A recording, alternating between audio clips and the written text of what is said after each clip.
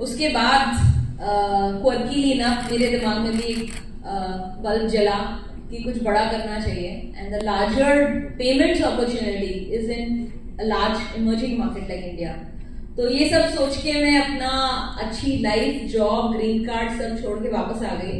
And I want to tell you my family was really not happy about it कि ऐसा कौन करता है, तुम पागल हो।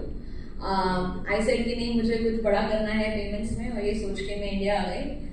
और कुछ महीने मैंने कुछ नॉन प्रॉफिट्स में काम किया दिल्ली, बिहार, यूपी में। एंड वहां से फिगर आउट हुआ कि देश के कोने कोने में अगर फाइनेंस को पहुंचाना है तो एक एक गांव कर करके तो बहुत साल लग जाएंगे। तो digital is the only answer.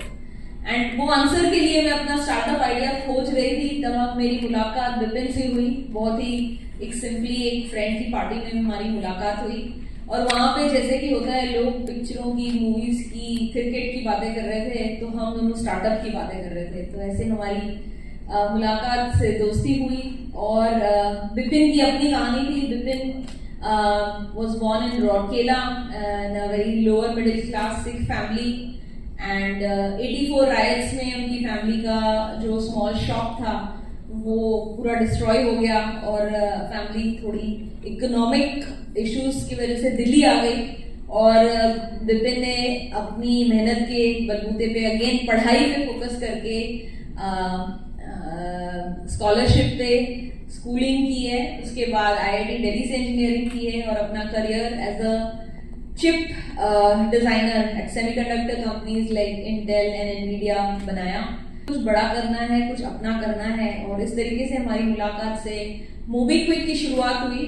हम दोनों ने एक दूसरे को हौसला दिया, कॉन्फिडेंस दिया कि हम कुछ कर सकते हैं। हमने हमने जितनी कमाई की थी एज अ जॉब करके 4-5 साल, वो लगा के कंपनी बूटस्ट्रैप की, अपने ही पैसों से कंपनी खड़ी की। 2009 से लेके 2014 तक कंपनी ने कोई भी इन्वेस्टर से पैसे रेज नहीं किए। और तब तक I want to tell you, company के ऑलरेडी 1 मिलियन से ज्यादा कस्टमर बन गए थे। कंपनी के पास रिजर्व बैंक ऑफ इंडिया का वॉलेट लाइसेंस था। कंपनी के 30-40 एम्प्लॉइज थे, और हम प्रॉफिटेबल थे।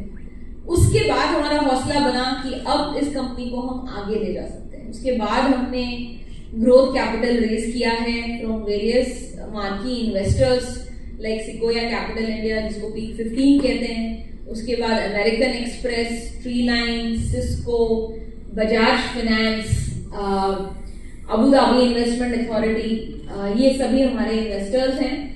और धीरे धीरे हम आगे बढ़ते रहे। We started as a wallet, then we went into scaling up the wallet from bill payments to e-commerce to physical retail.